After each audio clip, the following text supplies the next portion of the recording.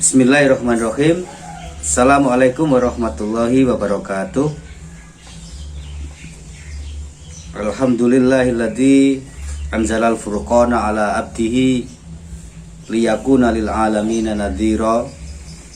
Wassalatu wassalamu atmani wal akmalani ala man ba'athahu Allahu sirajan munira wa mubasysyiran lil mu'minina bi anna lahum minallahi fadlan kabira.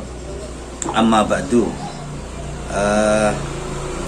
Yang saya hormati ibu semuanya, para peserta talkshow TKT seri kelima ini semuanya saja, dan utamanya moderator Bu Alia ya. Terima kasih telah memimpin talkshow kita pada pagi hari ini.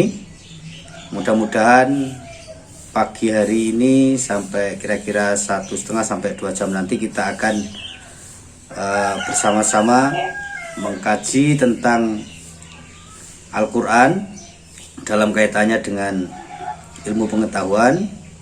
Mudah-mudahan ini seperti tadi disebutkan bisa semakin menambah keyakinan kita terhadap Islam, kemudian juga menambah kekaguman dan kecintaan kita pada Al-Quran, yang sekaligus membuktikan kepada dunia dalam konteks yang lebih luas bahwa agama Islam ini tidak seperti yang dipersepsikan oleh kebanyakan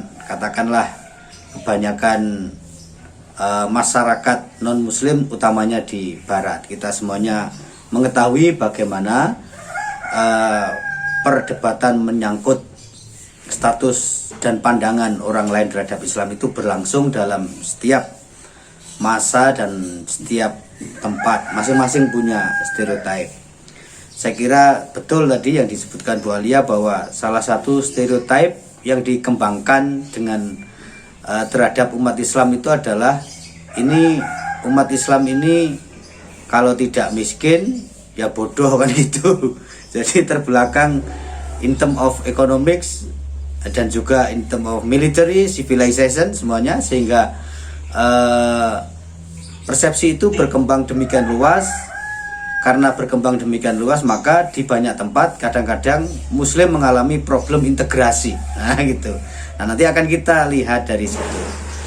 Nah sebelum masuk ke tema ini yang saya beri judul isyarat-isyarat ilmiah dalam Al-Quran, saya ingin sedikit merefresh ingatan kita tentang setidaknya timeline gitu ya, timeline tentang world civilization gitu. Jadi kalau kita berbicara tentang peradaban hari ini, tentu saja kita mengingat Barat itu sebagai the leader of civilization today gitu ya.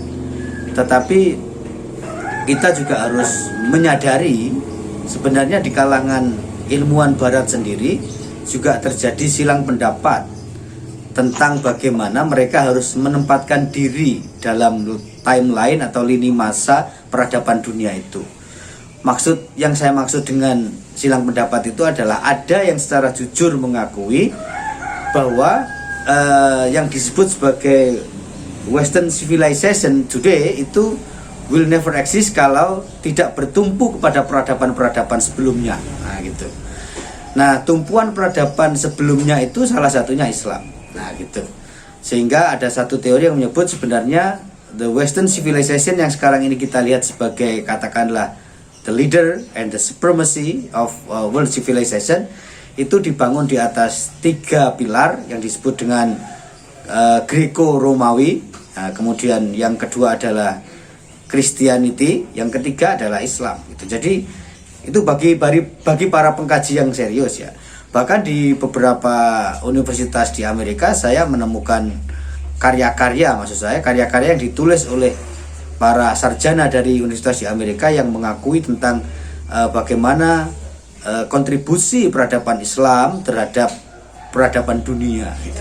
Salah satunya itu ada satu buku yang ditulis oleh George namanya itu campuran antara Arab dan Arab, George Makdisi, itu bercerita tentang bagaimana Islam memainkan peran. Bahkan ada yang menulis tentang ilmu astronomi, bagaimana itu dimainkan oleh Islam. Nah karena itu apa yang sekarang ini kita lihat sebagai stereotip dan persepsi tentang Islam, ya memang dalam konteks kekinian ya memang keadaannya begitu. Tetapi kita juga perlu menengok satu fakta sejarah bahwa tidak selamanya begitu. Nah sehingga saya punya teori tentang perjumpaan antara Barat dan Islam dalam konteks peradaban dunia itu. Saya sering membaginya menjadi 3 teori ya. Pertama itu ketika Islam sebagai agama belum lahir, kemudian dunia ini dikuasai oleh 2 peradaban besar, yaitu Romawi di barat dan Persia di timur. Islam sebagai agama yang dibawa Nabi Muhammad itu belum lahir. Itu dunia dikuasai oleh 2 peradaban itu. Tentu kalau kita bicarakan, oh itu nabi-nabi sebelum Nabi Muhammad kan Islam juga, itu level perdebatannya tidak di sini. Jadi itu level perdebatannya tidak di sini. Tapi untuk sederhananya lini masa peradaban dunia ini mari kita sebut saja bahwa peradaban dunia sebelum Islam lahir yang dibawa Nabi Muhammad itu ada 2 peradaban besar, yaitu peradaban Romawi di barat dan Persia di timur.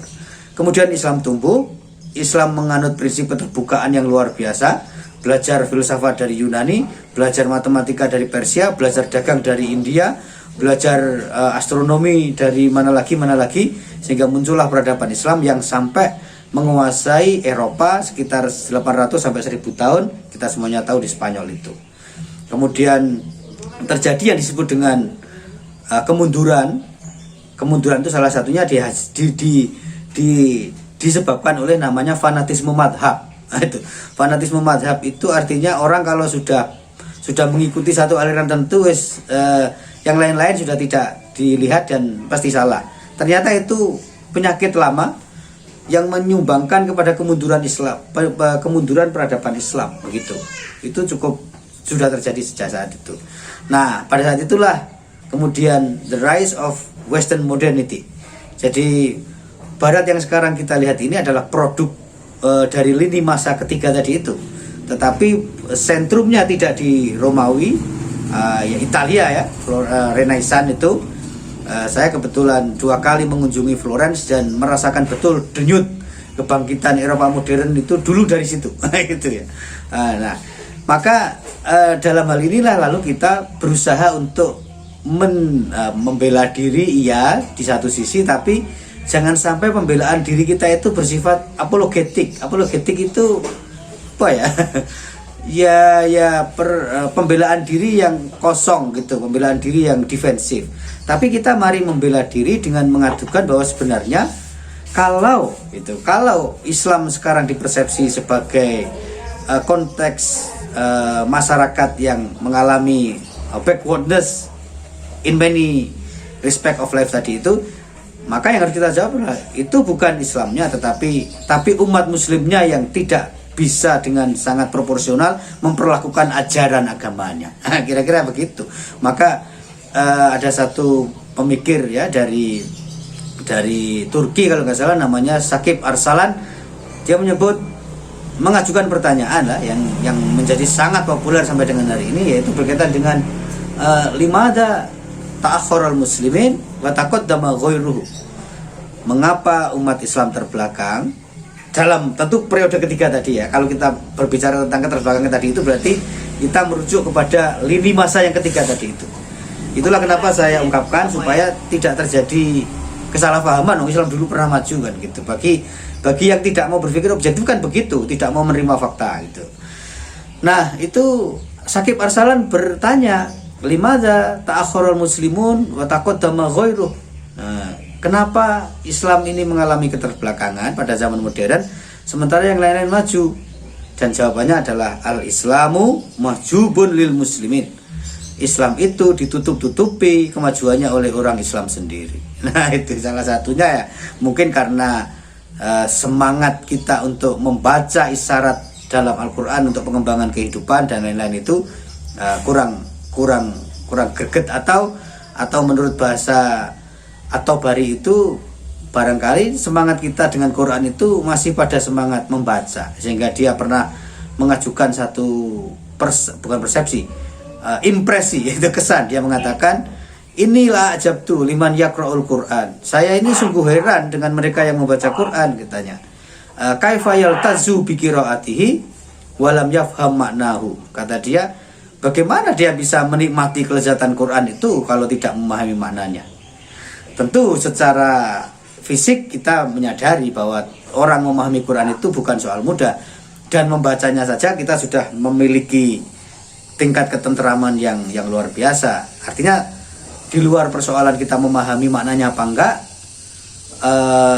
membaca Quran itu tetap maknanya dan mujizatnya sangat banyak itu.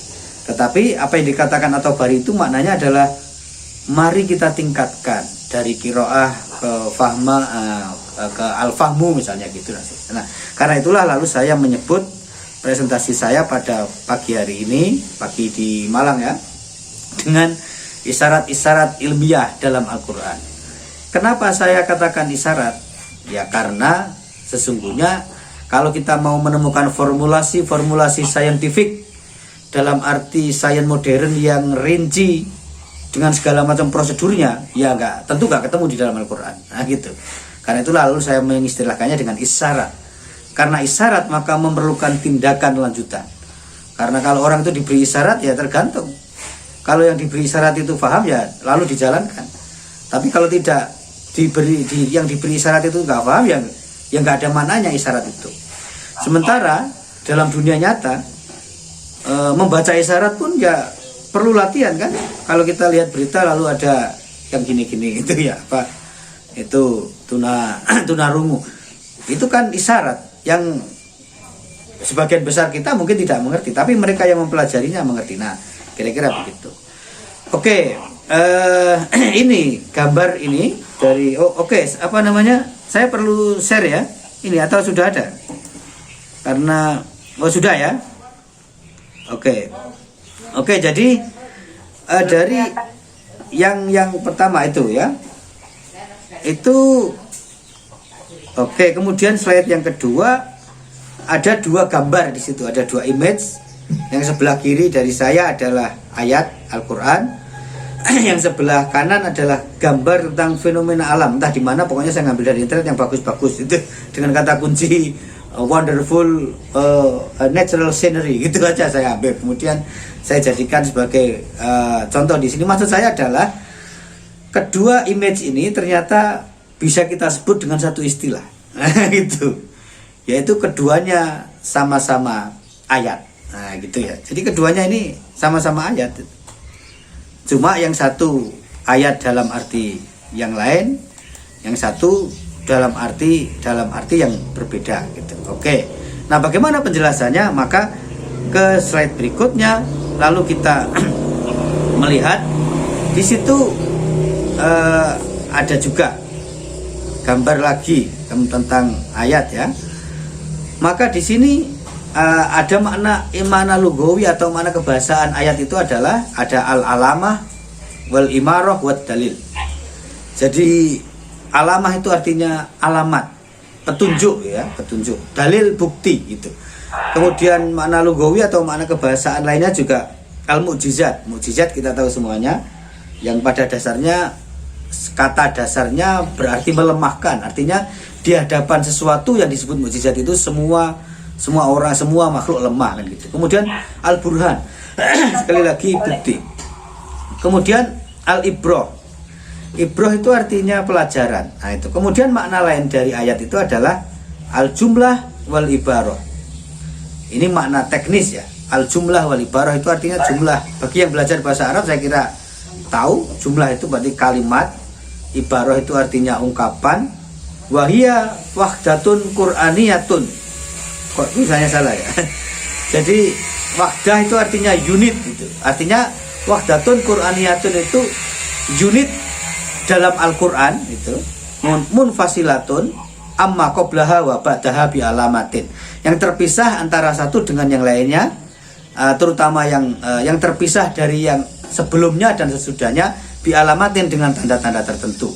Itu makna teknis ayat. Jadi kalau kita balik ke Quran sebagai mushaf itu kan qabla ayat ada tanda, entah nomor entah apa, nomor pasti, tapi kadang-kadang di nomor itu ada aksesorisnya gitu. Kemudian sebelum sesudahnya juga begitu. Maka Ini mana istilah. Tetapi yang paling penting adalah itu tadi, karena makna lugawinya itu alamah, wal dalil, wal mujizah, wal burhan, wal ibrah, maka secara umum para ulama membagi atau membuat kategori ayat Al-Quran itu menjadi ayat-ayat atau tanda kebesaran Allah itu menjadi dua, yaitu ada ayat kauliyah, itu tadi yang tertulis, kemudian ayat kauniyah, itu ayat-ayat Tuhan yang terhampar. Kalau saya menyebutnya ya kauliyah itu Al-Quran yang tertulis, kauniyah itu yang tidak tertulis atau alam semesta, dan saya sering membahasakannya dengan yang tertulis dan yang terhampar. Nah, kalau yang tertulis ini membacanya bisa kita selesaikan, tetapi mentadaburinya tidak pernah selesai. Dan apalagi kalau mentadaburi ayat kauliyah itu digabungkan dengan ayat kauniyah, pasti tidak selesai-selesai ya, gitu. Oke, kemudian berikutnya saya lewati yang tentang hakikat Al-Quran ini. Nah, lalu karena Quran ini di dalamnya ada, kalau Muhammad Abduh itu menyebut ijmal, jadi banyak sekali formula-formula di dalam Al-Quran itu bersifat ijmal. Ijmal artinya global ya, tidak ada yang terinci tapi tidak banyak. Karena itu lalu muncul gitu ya, muncul cara ulama untuk memahami ayat-ayat Al-Quran itu dengan segala macam teori dan segala macam pendekatan. Kalau kita kutip tentu sangat banyak, tapi saya ingin menghadirkan 3 contoh model saja tentang bagaimana para ulama itu melakukan penafsiran terhadap Quran dengan melihat 3 kategori oleh 3 penulis atau 3 ulama. Pertama adalah sebuah kitab yang ditulis oleh Ali Akbar Babai, judulnya adalah Madarisut Tafsir Al-Islami. Madaris itu jamak dari Al-Madrasah. Al-Madrasah maknanya sekolah, sekolah maknanya school, school artinya madhab, kembali lagi itu. Jadi karena makanya dalam istilah studi ilmiah itu adanya school of thought ya, Madrasatul Ra'yi gitulah itu, Madrasatul Fikr gitu. Nah, ada 4 menurut Ali Akbar Babai itu yang berkaitan dengan orientasi atau cara ulama menafsirkan Al-Quran, yaitu yang disebut dengan Al-Madrasah Ar-Ruwaiyah. Ar-Ruwaiyah itu artinya penafsiran yang didasarkan lebih banyak kepada riwayat. Nah, jadi kalau kita pelajari sejarah ilmu tafsir itu kan yang paling awal muncul itu namanya tafsir bil ma'thur. Bil ma'thur itu artinya karena orang melakukan penafsiran terhadap Al-Quran berdasarkan kepada athar atau kabar atau hadis. Kemudian yang kedua adalah Al-Madrasah Al-Batiniyah, artinya orientasi tafsir yang lebih kepada dimensi-dimensi esoterik dalam Al-Quran. Nah, itu para sufi, para ahli batin gitu ya, tidak batin tapi tidak ahli batin ya, tapi ahli batin itu. Kemudian Al-Madrasah Al-Ijtihadiyah, jadi aliran-aliran yang rasional. Ijtihad itu kan pada dasarnya the employment of reason ya gitu. Jadi atau dalam bahasa agama itu biasanya badrul juhdi gitu. Jadi mengeluarkan sekuat tenaga untuk memecahkan persoalan agama yang pada umumnya tidak muncul pada zaman Nabi. Persoalannya tidak muncul pada zaman Nabi. Mungkin formula pemecahannya ada secara isyari, secara isyarat itu. Nah, di dalam madrasah ijtihadiyah inilah lalu muncul yang disebut dengan tafsir Ra'yi, dan di dalam tafsir Ra'yi itu lalu muncul tafsir ilmi, yaitu penafsiran dengan metodologi atau dengan orientasi ilmiah. Lalu yang keempat adalah Madrasatut Tafsir Al-Quran bil Quran. Karena di dalam Quran itu ada yang disebut dengan munasabah, ada nasih mansuh, ada hubungan-hubungan yang lain gitu dengan Quran, sehingga kadang-kadang satu ayat Quran tidak bisa difahami tanpa membaca korinah atau indikator atau isyarat atau bahkan data gitu yang disebutkan di dalam ayat-ayat yang lain. Kemudian yang kedua adalah sebuah kitab yang ditulis oleh Muhammad Hussein Zahabi. Judul kitabnya adalah At-Tafsir wal Mufassirun. Jadi buku atau kitab ini bercerita tentang para mufassir dan aliran-aliran tafsirnya. Banyak sekali, tidak mungkin saya kutipkan satu-satu, tapi saya ingin fokus kepada satu genre yang ia sebut sebagai at-tafsir fi asril hadis, yaitu tafsir pada era modern. Nah, pada era modern ini lalu dia mencatat ada 1, 2, 3, 4. Ada 4 orientasi atau 4 pendekatan lah kalau boleh kita sebut. Yang pertama, di sini dia menyebutnya laun. Laun itu corak gitu ya. Jadi di dalam tafsir zaman baru atau di dalam tafsir zaman modern itu ada yang disebut dengan al-laun al-ilmi, corak ilmiah. Nah, sudah muncul kan berarti. Kemudian al-laun al-madhabi, corak madhab. Kenapa ada muncul corak madhab? Karena kalau kita baca kitab-kitab fikih gitu ya, misalnya Bidayatul Mujtahid. Bidayatul Mujtahid itu sebuah kitab fikih yang ditulis oleh Ibnu Rus. Ibnu Rus ini seorang ahli fikih, seorang filosof, seorang ahli kesehatan atau dokter, lahir di Spanyol, itu meninggal di Spanyol, berkarir di Spanyol, itu Muslim. Dan di dalam kitab Bidayatul Mujtahid yang berisi pandangan-pandangan ulama madhab, perbandingan, kan itu bisa kita lihat. Kalau satu madhab A mengatakan wudhu itu begini, maka ayatnya ini. Kalau satu madhab yang lain, misalnya madhab B, mengatakan bahwa yang disebut dengan kuruk itu ini, penjelasannya itu ayatnya ini, misalnya begitu. Karena itu ada tafsir madhabi, artinya tafsir yang bercorak penguatan terhadap pemahaman atau ajaran masing-masing madhab, utamanya madhab fikih, meskipun madhab dalam ilmu yang lain juga ada. Kemudian ada al-laun al-ilhadi, kemudian ada al-laun al-adabi al-istimai, itu tentang sosial kemasyarakatan. Oke, kemudian yang ketiga sama, judul kitabnya sama, At-Tafsir wal Mufassirun, tapi yang nulis kali ini beda, itu namanya Fadl Hasan Abbas. Ini kitab kontemporer karena terbit tahun 2016, jadi masih baru ya, ukuran ilmiah ini masih sangat baru. Karena Husain Dabi juga sebenarnya orang modern, tapi lebih dulu dari Fadl Hasan Abbas. Di situ ada yang disebut sebagai al-madrasah al-aqliyah al-istimaiyah. Nah, madhab rasional dalam bidang sosial. Nah, jadi madhab atau cara penafsirannya rasional, tapi orientasi topiknya adalah ilmu sosial. Nah, kira-kira gitu. Kemudian bukan ilmu ya, tapi fenomena sosial atau fenomena masyarakat. Kemudian yang kedua, al-madrasah al-ilmiyah, madrasah ilmiah. Nah, ini yang menjadi topik kita hari ini itu adalah ini gitu.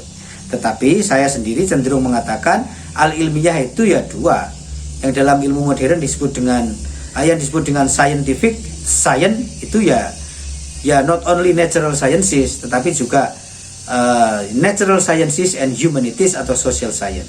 Sehingga maka nanti sebagai contoh saya akan memberikan contoh juga dalam bidang ilmu sosial, tidak hanya dalam science dalam arti natural sciences saja. Meskipun Fadl Hasan Abbas membedakan itu ya, membedakan al-madrasah al-aqliyah al-istimaiyah dengan al-madrasah al-ilmiyah, itu dua hal yang berbeda, tapi saya cenderung menyebut dua-duanya ilmiah saja itu. Kemudian al-madrasah at-tarbawiyah wal wisdaniyah, jadi yang berkaitan dengan pendidikan dan generasi. Kemudian madrasatul jumhur, di luar itu maka dia sebut sebagai jumhur. Nah, apa yang ingin saya katakan ya begini nih, cara ulama itu, cara ulama kita memahami Al-Qur'an, dan ternyata corak tafsir itu luar biasa. Gitu loh ya. Ini menurut saya sekaligus memberi pelajaran kepada kita yang mungkin tidak terbiasa melihat perbedaan dalam penafsiran agama. Ini sudah nggak usah jauh-jauh, ini sumbernya Quran semua. Gimana kita mau menolak bahwa ini tidak dari Quran? Ini belum fikih ya, ini masih tafsir. Kalau tafsir itu berarti directly from the Quran, itu sudah jelas tuh. Nah, tafsir saja kayak gini, padahal ini baru saya ngutip 3 orang ya. Baru tiga penulis atau tiga ulama lah gampangannya gitu. Itu sudah kayak gini. Maka pelajaran terpentingnya bagi kita adalah berarti terhadap perbedaan yang terjadi pada aspek pemahaman agama itu tidak boleh kata anak-anak muda zaman sekarang itu kalau orang Jawa ini nyebutnya gumunan itu gampang kaget. Lihat yang berbeda itu gampang kaget. Nah, inilah perlunya kita berliterasi. Oke, maka ini juga saya ambil dari sebuah kitab, judulnya At-Tafsir Al-Ilmi At-Tajribi fil Quran.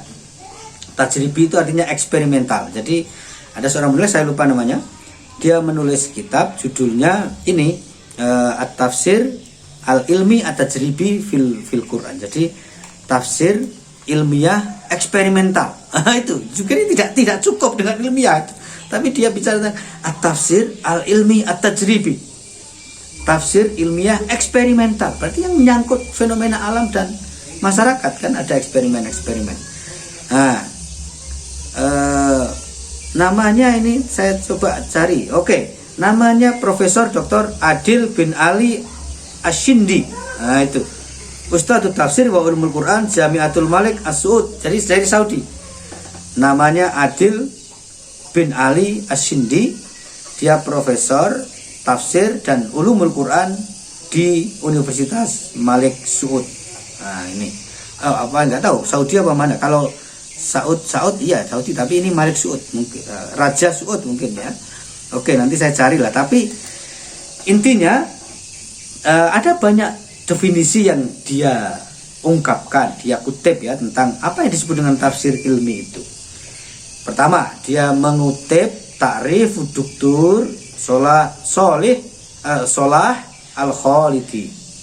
Solah Al-Khalidi itu makna tafsir ilmi itu adalah tafsirul ayati tafsiron ilmiyan.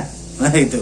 Jadi yang disebut dengan tafsir ilmi itu adalah tafsir ayat-ayat Al-Quran yang menggunakan penafsiran ilmiah itu. Wafaqo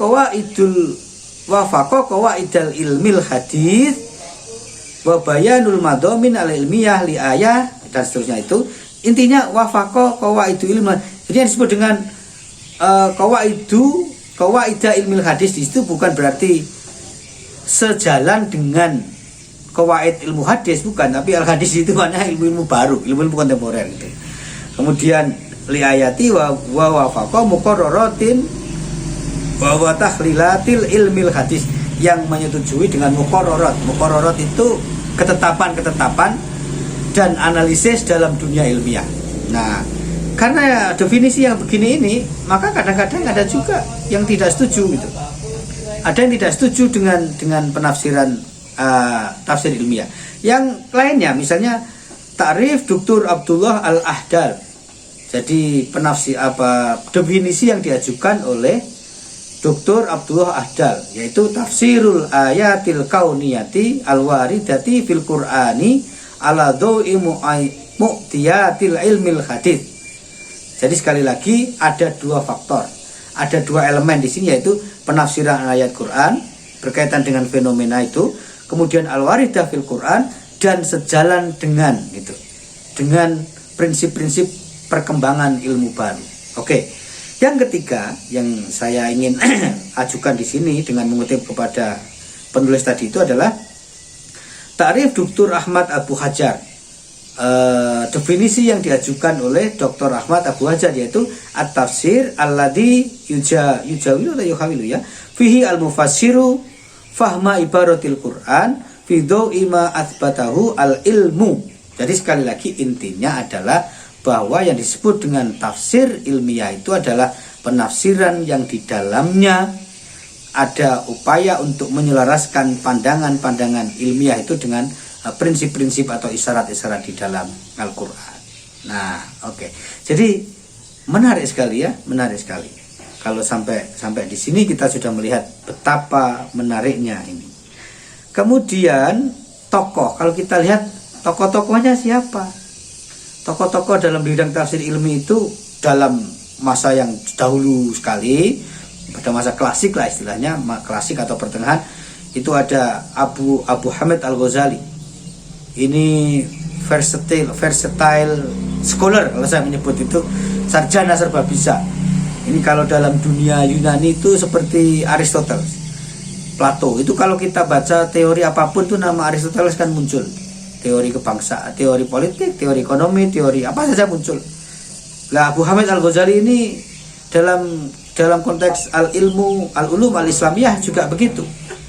Di ilmu apapun nama Al-Ghazali itu muncul. Gitu. Oke, kemudian Al-Jawahir, dia menulis buku Al-Ihya Ulumuddin, kemudian Al-Jawahir. Kemudian yang lainnya siapa tokohnya seperti Fakhrur Razi. Fakhrur Razi juga dari masa yang lalu banget. Kitabnya berjudul Mafatihul Ghaib. Lalu yang kontemporer, yang hari ini, yang modern itu adalah Ustadz Dr. Syekh bukan Ustadz lagi, ini Syekh Tantowi Jauhari dari Al-Azhar Mesir. Beliau ini bahkan menulis tafsir yang sangat terkenal dan dijadikan sebagai rujukan dalam bidang studi tafsir ilmi ini. Judulnya adalah Al-Jawahir fi Tafsiril Qur'anil Karim.